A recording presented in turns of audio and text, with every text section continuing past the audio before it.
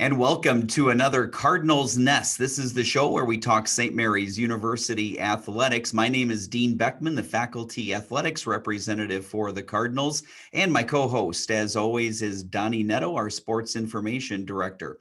Today, we start getting into the winter sports, and Ryan Egan, our head men's hockey coach at St. Mary's, is joining us. Donny, the last time we were on this show, we were talking about the start of the winter sports season. At that time, none of them had taken in any games yet. But now, as we talk today, all of the teams of the winter sports season have played at least one exhibition game, if not some regular season games, as is the case with Ryan's team. So great to Coach, have winter sports.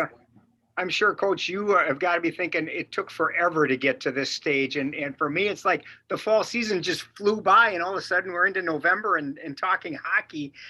What was the fall like for you? I know, last year was a goofy season. You didn't get a lot of games and you got about half your schedule in. How did things go this fall in preparation for this season? Yeah, I think you nailed it. I think we were all extremely eager. Our freshman class last year that are now sophomores only got 11 games. And I think they were eager for a regular season. And I think we've got another large freshman class this year. So I think as coaches, we were excited. I think as players, we were excited. I think because of that excitement, we got a really good fall out of our athletes on their own, right? We couldn't be with our athletes, but I think they worked extremely hard in anticipation of this season with expectations continuing to be as high as ever for our group. But I thought it was a great fall and again, a lot of planning for this season. And we're still working through the gift piece that we received over the early part of this last year. So it was a good fall, but yeah, we were all eager for sure. You brought up the gift that we had touched on some previous shows here on the Cardinals Nest. I want to say, Ryan, the rink looks as good as ever. And I'm not sure if it's quite where you want it to be yet, but I got to say it looks fantastic in there. No, I appreciate that, Dean. Excuse me. We a lot of thought went into that, and we knew that it needed a visual upgrade. One of the goals was to enhance the player experience, enhance the fan experience, the student experience. So I think we're slowly making some progress there, but I think this last update with the branding and things was a really good one. I think there's more to come, or I hope there's more to come, but we're as excited as you are about that part. Can you talk a little bit, Ryan? We talked about the rink, but really one of the gems of what you have done is the locker room and the upgrades that you've made to the locker room. You talk about the player experience. Well, you walk into that locker room, and that experience is magnified tenfold over what it was a year ago. Talk a little bit about what you did in the locker room, in the dry room, and in the players' reaction when they finally got to step foot in it. Yeah, absolutely. I think first and foremost, I think one of the misconceptions of the remodel in the locker room is that all or most of that money came from the gift. And to be honest with you, most of the locker room piece was alumni, benefactors that had played here in the past that wanted to do something for our athletes or just wanted to put us in a better spot for the future. So I have to thank our alumni for a lot of that. Yes, there are some pieces of the gift that help with it. There's no question. And thank you to that benefactor as well. But our alumni really stepped up to help us with that space. With that space, we knew the main locker room needed to change. We have 32 on our roster. We had 6 that had stalls that were in the middle of the locker room. And I knew when I took this position that the first thing we had to do was create a better atmosphere in the room where at least all 32 guys could see each other. From one end of the room to the other. Or if I'm speaking in the room, they all have a sight line to me while I'm speaking or to my assistant coaches. So that was a major upgrade. So what we did is we gutted the whole main locker room. We reused some pieces, but we redid the bottoms of the stalls and the tops of the stalls to accommodate 32 stalls on the outside of the locker room. We ended up going with a red as kind of the highlighted color outside of the wood. In the past, it had been blue. And I think that red really helped the locker room jump. And then we put in a brand new floor. And then we got a new sound system as well in there that, in the past was just a couple boom boxes or some wired speakers where now that's actually installed into the ceiling. And that's been a really big upgrade for the locker room as well. The other piece was we had a benefactor, an alum, donate what we have now is our cold tubs. So for the guys to take ice baths after practice, after games, it's a recovery thing. that's excuse me, that's important for our group. We have quite a few guys that enjoy the ice baths after practice or after games. And then we created kind of a fueling station in our locker room where we have some snacks, and the guys fundraised for chocolate milk after practice. So really kind of some cool pieces to the locker room that I think, one, allow us to be more competitive on the recruiting side of things, but also just create a better environment within that locker room for our guys. They want to spend more time in there, and that's great for us as a staff that they want to spend more time in there. So a lot of nice pieces added to that space. I think you touched on something that I'd like you to kind of expand on, and that is the importance of the alumni base that you have. A lot of the things that you're able to do, you wouldn't be able to do without the generous alums that you have, and you've done some really neat things in the entryway to your locker room that kind of recognize our past captains. You recognize your end of the season award winners, and I know there's more to go there, but you've really expressed the importance of that alumni base, and you do a great job of staying in contact with them. And talk a little bit about that importance that you feel the alums bring to the Cardinal hockey program. Yeah, I can't say enough of how important it is. And our message to our alums and to our group is we can never be as successful as we want to be if we don't consider it our program. When I say our, that means, yes, the university, the athletes, the alumni, our staff, like it's our program. And I want our alums to feel a part of it. And it was important to me right out of the gate that we find a way to communicate consistently with them. That communication has led to, I can't even tell you how much support. We had goals of where we wanted to get to over time, and kind of modeling our baseball program here with Coach Winicky and the things he's been able to do with his alums. And we kind of had a 5, 6, 7-year plan. Well, we've been able to speed that up into, a 2, 3, 4-year plan, which has been incredible. But I will say, come to that, like we feel like now the alumni have done their part, and now we need to find a way to win for our alumni. So it's put some pressure on me, I will say that. So we're trying to speed that process up too, and win games, or more games, maybe a little earlier in my tenure than maybe was expected. But we feel we owe the alums a lot, and our guys feel that presence from the alums. And I think they want more of that presence of the alumni in our locker room and around our group, because I think they understand the history and tradition that comes along with the program. So let's talk a little bit about that. You need to win for the alums. You need to win for yourself. You need to win for the players. Talk a little bit about the start of the season. You've got conference opening this weekend against Concordia. You've had some non-conference games leading up to this. How do you rate where you're at right now? Yeah, it's a good question.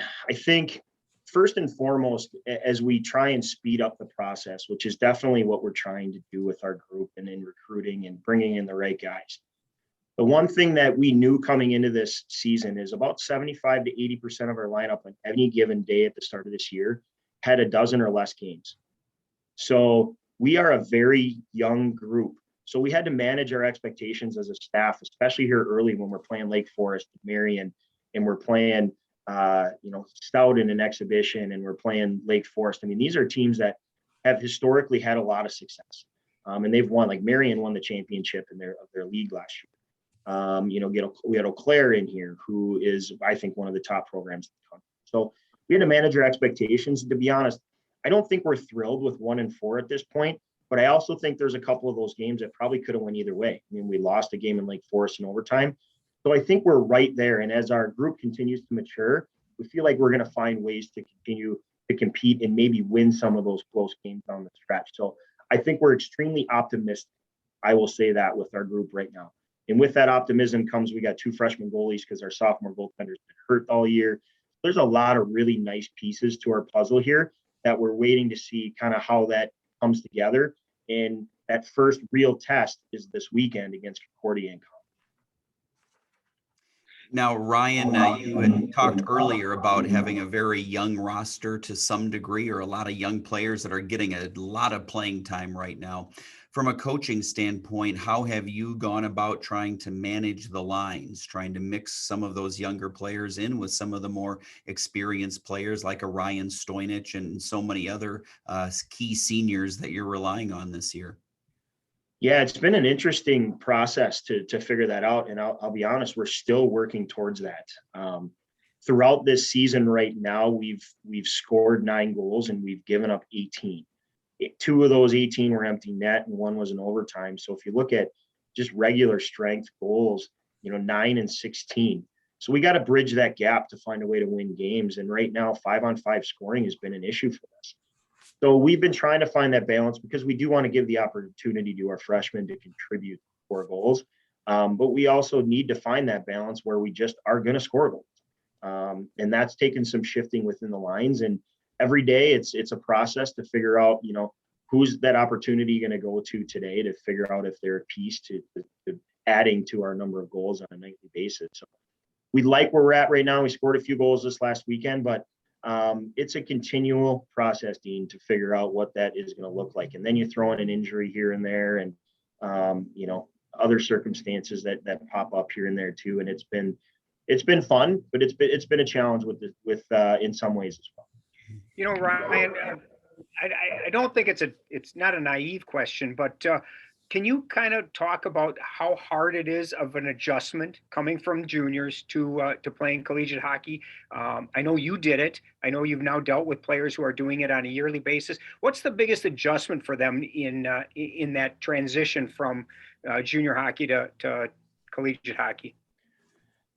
Yeah, the biggest adjustment is, again, where a lot of these athletes come from. They have aspirations of playing Division I hockey. If they end up playing Division III hockey, and I'm not speaking for all of them, but some of them consider it to be kind of a letdown in some ways, right? Like this is great. I'm playing Division III NCAA hockey, but my goal is to play NCAA Division I. So I think in some cases they may take it for granted a little bit. And we have to continually educate that this still will be the best hockey you ever play in your life. And I think the biggest adjustment they have to make when they get here is the heaviness of it. And how, you're playing against 25-year-old men. Even if you're a 20 or 21-year-old freshman, you're playing against men. And these men, knowing they only play 25 games a year, they're going to compete. They're going to compete hard. And they're not going to want to lose in those 25 games you get in a regular season. And it's a race, and it's a sprint to the finish in those 25 games, and every game means something. So it's just a different mindset and a different mentality coming in. And as much as we tell the guys what to expect, they don't know until they see it and they live it. And some guys react really well, and some guys it takes more of an adjustment. And that's where we as coaches have to be a little patient with some of our guys. And even the guys last year, like we played 11. So that means some of our freshmen last year that are now sophomores might have got 8 or 9 games. And now this year, you still almost have to look at them as freshmen. And then you throw in your true freshmen that are actually here as first-year players. It's that adjustment too. So I like where we're at. I like where we're going. We all have a lot of confidence in our group. But hopefully we can find a way this week. I have to laugh at the beauty of Zoom here. I don't know about you, Ryan, but they're mowing the lawn right outside my window here. So I'm battling the lawnmower as I try to speak here, but that's the beauty of what we do, I guess. Yes, it is. Ryan, you talked a little bit about scoring goals, and I completely agree in that the games that I've watched, you guys have so much talent, and as I look at this roster. And granted, I don't know the freshmen very well at all, but I look at how much COVID cheated us out of getting to see Ryan Stoyanich, Trevor Wilhelm, Brady Lindauer play last year. And then you throw into that, the two, Freeze and Bud Winter. Yeah. Man, so many people missed out on the opportunity to see them play because they're phenomenal players. And 3 of them are your captains. And talk a little bit about what they bring to the table. And I know what Ryan brings because I've watched him for 4 years now. But talk a little bit about what they bring to this program. Well, I think you've got some total packages there. I think, when you get to this program and you become a captain here, you're a captain not just for your hockey ability. I think Tyson Liverance has been a great presence here on campus. He's a Canadian. He's made that adjustment to living here in the States. He is a great hockey player, and we rely on him for a ton of minutes every single night. But he's doing great in the classroom, and he's preparing for his future, and he's been a great leader for us. Ryan Stoyanich, a second-year captain, you can't say enough good about him. He's the hardest working guy you have on your roster. He's an absolutely tremendous leader. The guys look up to him in every facet of hockey and life. And then you got Brady Lindauer, same thing. He's become a leader not only within our room, but here on campus as well, with the role that he's playing in different areas here on campus. So our leadership is far from an issue within our group. We have great leadership, and that's one of the reasons I think why we feel so confident about this group is they have someone to look up to, and they have someone they can believe in that's going to help guide them aside from just us as a staff. We have 3 players that are extension of our staff, and they do a great job managing the room and the guys and keeping heading in the right direction.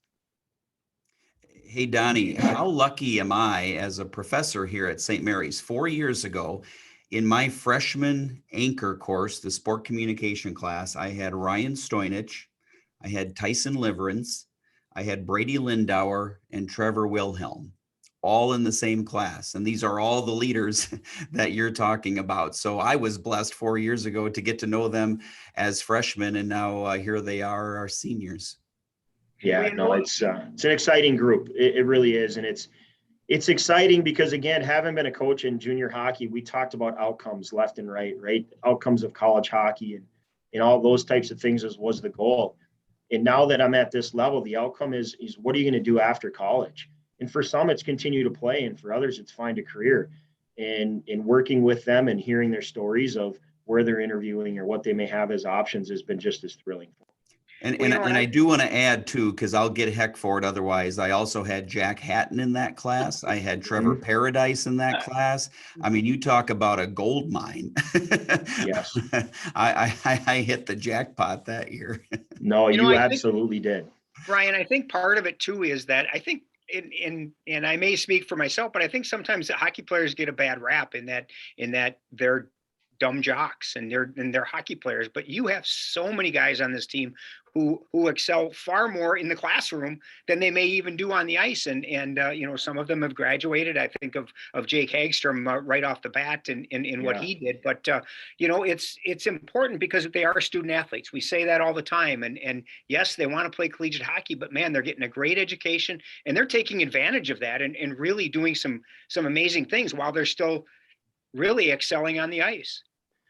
No, and I think the fun part for that for us too is that group that you're talking about does so well on campus. Can you imagine being a freshman and walking into that group and that's your leadership group and that's who you look up to and they do so well in the classroom and they love this place. One of the biggest things when we started talking about the alumni earlier is you talk to our alums and how much they love St. Mary's University and how much they love their experience here. We have a group here that's going to be graduating and coming through this program that feel the same way. And I can have the same conversation with the alumni and with our current players about how great this place is. And that is extremely rewarding for us as a staff that they love it here that much. And I think that only bodes well when we bring a recruit on campus and we can surround them with that kind of leadership and that kind of atmosphere of love for this place. It only bodes well for us in the future. And Donnie, I can address your question in a little bit too, as the faculty athletic representative for St. Mary's. I can tell you 100% the faculty that I talk to, they absolutely love having men's hockey players in class. Awesome. They do a great job in the classroom. They're respectful. They communicate when they need to be gone, and 100% that feeling is across the board. And I would say not only of the seniors, of course, but that permeates down, as Ryan said, their leadership has really helped sort of set the guideline for what the classroom expectations are. And I've had the same experiences with the juniors, sophomores, and this year's freshmen. Yeah, no, that's great to hear, Dean. I appreciate that. One of the things we did this year is obviously as a staff, we have our expectations for our group. And I don't have a big rule book that we give to the guys that we say, if you do X, the consequences Y, right? Like we have what we have, and this is what we do. And we call it our covenant. And it's on the wall, really huge in the locker room. But this year we wanted to give the guys some buy-in and what we had them create their kind of their gold standard. Like, what is your gold standard for being a student athlete here? And what's really rewarding is they go to the academic piece before they go to, we need to have an 80% power play. We need to have a 20% kill. And that's fantastic to me, that the care for how well they do academically as a group is hugely important. And that's fun for us as a staff. So now that we've proven they're outstanding students, let's talk about this ice and what they've got to do beginning this Saturday or this Friday and Saturday with Concordia. Obviously, as we always talk, the MIC is what matters, and playing well in conference doesn't matter that you're 1-4 going into Friday because you're 0-0 heading into conference play. What needs to change? What are you looking for in the MIC this year, and where should we think that St. Mary's will be? Yeah, I mean, again, we talk process, right? So if we're going to have success in the MIAC, we've got to continue down that process. And right now we're building on finding and continuing to build our identity. And we know what our identity should be, but I don't think we've fully found it yet. And we use 4 keywords. We want to be hard, meaning we want to be hard hitting. We want to be heavy. We want to be fast, and we want to be prepared. And those are our 4 kind of common words that we use to build our identity off of. And I think we found pieces of all of them, but we haven't put it all together yet to find that success. And that's where I'm hoping. We learned a lot in our 2 exhibition games, in our 5 preseason games, like non-conference, that we learned enough about what we need to be, and it can transfer over into Concordia this weekend. I think the expectation for us is that we find a way to be a playoff team, and that's the goal every year. I don't see any reason why we shouldn't be a playoff team this year, and I think the expectation in the room is that we will be. But I will say, I think it's going to be difficult. I think everybody got better through COVID. Every team in our conference, there were a lot of good hockey players that weren't able to find a home at Division I hockey that ended up at Division III hockey, and the MIAC did really well in recruiting. So it's an understanding for our guys that if you don't show up and give 100% and play to your level of hockey every night, it's going to be tough to win hockey games. But we like our group, and we hope that this weekend gets us off on the right foot. Ryan, I want to go back to October 23rd. St. Mary's had its icebreaker event, a couple of exhibition hockey games. The women kicked things off in the afternoon, and then the men at night. And that was as full as I've seen the ice arena since probably the men hosted the MIAC championships a few years ago. Maybe talk about that event and the enthusiasm that was just quite frankly palpable on campus that day, because both women's and men's were just packed with excitement that day. Yeah, we had a pretty good idea that it was going to be an exciting event for us. We've kind of molded it as the kickoff event for the area. And I think this year in particular, because we got camps off the ground and running this past summer, we had almost 200 kids in camp. And as we've stayed in contact with our alumni, we've stayed in contact with those families as well. And we invited them here. Sarah and her staff with the women's program, they did a great job of organizing and planning and getting things organized so that when people did show up, they had a great experience, even outside of the hockey games that day. So I thought it was a great event. I can't thank the staff and the students and the faculty and the community enough for showing up and supporting our guys. Nobody in their right mind would have thought that was an exhibition game. And I tried to warn Stout coming over that it wasn't going to be a normal exhibition game. And I'm not sure that they believed me. But after they left, I think they enjoyed the experience. Win, lose, or draw, it was a great night for hockey, not only in Winona and at St. Mary's, but for this whole area. I can't tell you how many times I heard that phrase just from people in the stands. They were like, "Are you sure this is an exhibition game?" It was hard hitting and it was neat fast. too, Ryan, what I thought was neat too is that carried over. Yeah. When you played Superior on Friday night, again, the crowd was, I mean, we've drawn more people this year than, in several years past. And I think it's the excitement that they have. They're not just there kind of sitting on their hands and watching, they're cheering, and they're there to give you the home ice advantage. And it is really exciting to see the stands as full as they've been for our home games this year. No, I agree with you, Donnie, and I keep trying to get it to resonate with our group that, if we continue to find success at home, they'll continue to come back. We need to reward ourselves, but we need to reward the people that support us. And I think that's just a huge motivating factor for our group moving forward, that if we want people to come and support us and have that create that atmosphere, we've got to earn it. And I think at home, at least this year so far, we've earned it. Now we got to find a way to do it on the road. Coach, real quick, you've got your assistants back again this year, Jonathan Elliott, Jay Reshka. Nice to have that continuity, I'm sure, for you. Dean, I've said it to a lot of people. I don't think there's a staff, maybe in Division III college hockey, that is as connected as we are. And, I think we're on the same page. We're on the same path. We know what our goals are. We communicate really well. There's a lot of belief within the three of us and a lot of trust. I'm very blessed to have those two on my staff, and I hope they feel the same. And if we can get that to resonate from us down to our players, I feel like we're in a really good spot.